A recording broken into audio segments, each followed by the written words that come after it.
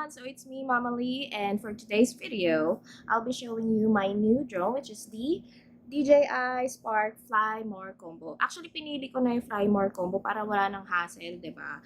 I used to have a DJI Phantom 2, which I bought like 3 years ago, no, 2016, when I went to Boracay and Indonesia, which is a media trip, and I needed to step up my photos and videos that time, so I decided to buy a drone. That time, it's around 25,000 na nabili ko siya kay Henry sa Quiapo. But now, very bulky siya. And ang hirap dalhin, sobrang hassle niya dalhin. Sobrang hassle talaga kasi ang laki niya. Later, I'll be showing you kung anong itsura ng dati kong drone. But now, this is a lot more easier to carry, lighter, and ano siya, mas maganda na siyang dalhin. Lalo na ako kapag nagta-travel ako ng more than 5 days, kaya ko mag-backpack. Like, I remember nung nag-Southeast Asia kami ng mga friends ko. 12 days kami, 14 days, pero naka-backpack lang ako. So, imagine na sobrang nagtitipid ka sa flight mo, sa airfare mo, and then wala ka ng extra money para mag-check-in baggage ka. Tulad nun sa drone ko nga na yun, na ang laki niya before. Like, pakita ko sa inyo. So, I'll be showing you naman.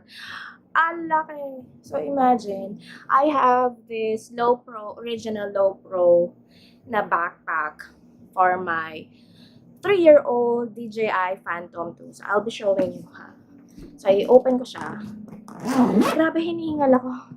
Kasi sa baba pa yun ko yung nakalagay. Hindi ko na siya dito nilalagay sa kwarto. Kasi wala yung hassle na eh. Tsaka hindi ko naman na siya ganun ginagamit nga. So, ito siya. Pakita ko sa inyo. Ayan. So, ito yung old drone ko. Imagine, this is my face and this is the drone. Ang laki, diba? Pero super sturdy nito, lalo na sa mahangin. Kunyari, nasa beach ka, nasa open area ka, kaya niya i-stand yung malakas na hangin. But still, syempre, maging careful sa pagpapalipan ng drone because this is not cheap gadget. I tell you, like I said, 3 years ago, I bought this for 25,000. And cheap na yon dahil kay Henry's Quiapo ko na yung binili, imagine. So, ito siya. So, meron siyang, ay, natanggal yung ano, pero meron tong ano eh, parang cover. Ayan. Meron actually yan cover, natanggal lang, nandiyan sa loob ng bag. Ayan siya. So, meron siyang cover para stick lang siyang ganyan. Tapos yun. So, ganyan siya, oh. Ang laki niya, diba? Laki-laki niya. Tapos, the remote control is this one. So, imagine, this is my face and this is the remote. Ang laki pa rin niya. Tapos, ito na nga yung DJI Spark combos. So, yun, pag open mo, medyo mahirap siya. Wait lang. Yung case, nagkasama niya. Ito yung bag. And then, inside is, meron pa pa sa loob, this one. So, ito na yung mismong drone. Ayan siya. So, ang liit na niya, diba? Super duper light na niya. Ayan na siya. This used to be my old drone and this is my new drone. O, diba? See the difference? Oh, diba? Ang laki ng diferensya na nila. Ang mga drone, it usually fly lang around 15-16 minutes. So, ganun siya. And then, meron siyang dalawang set of extra propeller. Now, inside of this bag, ito. Open natin. So, when you open it, ayan siya. There's a lot of foam, which we don't need actually. Throw that away. And another one. Throw that away. And then this one. See the difference? Small one. This is my face. See? And this is the remote. I'll show you again the other remote. So, this is the remote of the DJI Phantom 2. And this is the remote of the new, actually, hindi na siya new eh. Pero ito na nga, yung sa DJI Spark. So, see the difference? Grabe, diba? Like, so, let's put that away. Actually, I'll show you guys. So, paano siya gamitin. So, itataas mo lang siya. And then, you just pull this down para paglagyan ng cellphone nyo. So, dito nyo ilalagay yung cellphone nyo. Para nakikita ko nyo syempre kung saan napupunta yung drone nyo, diba? So, this is the left and right, up and down maneuver thingy sa remote. Then, dito yung gadget mo. So, this one is my phone. Tapos, ilalagay mo lang siya. Later, I don't know. I'll show you guys on the next video kapag nagpalipad na ako. Never ko pa ito napalipad eh. Kasi, ngayon ko pa lang siya in-open. Actually, in-open ko lang siya dun nga sa shop. But, never tried that yet. So, yun. On my next video, papakita ko sa inyo yung video quality nito. Inside the bag is, what is this?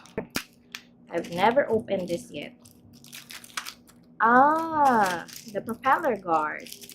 We have 1, 2, it should be 4. Oh, yeah. This other 2. So, we have, sealed pa siya ha. Never ko pa na-open. So, yeah. Let's open it. And we have 4. So, what we're gonna do is, it's just a clip-on, actually. Super, yan. So, ayan o. May latch lang siya. Ayan. I don't know. Kita nyo ba? Ayan. So, may latch lang siya here. Tapos, ikakabit mo lang siya from the propeller. And then, actually, I think this is mali. Hold on. Hanapin ko lang yung tamang pwesto niya. Ayan na siya. So, clip. I don't know. It should be working. Yay! So, ayan na siya. Paglalagyan ko siya para medyo protected naman siya, diba? Ayan na siya. There. Inside the bag again is the, what is this? This is the charger. See, this is the charger. What else do we have? I think this is the data cable. Ah, no. This one is for the socket. So, yun, you just have to plug that in inside there. Oh, yeah. Merong front packet dito sa bag. Ayan siya. So, ito. So, this is the charger thingy that you put the battery. Let me just show you guys kung paano. Slide that in. Just like that. And then, yun. And then, eto. Yan. Gaganyan mo na siya. So, ayan. Charge mo na siya. Ang ganyan. What else do we have on the box? We have this one. I guess it's the manual. We have 1 manual, 2, ang kapal, which I'm not gonna read it surely. 1, 2, 3, 4, 5, 6, 7, 8, and then 9.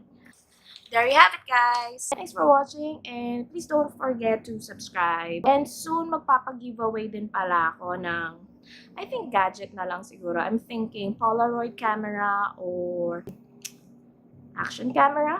So, there you have it. Bye!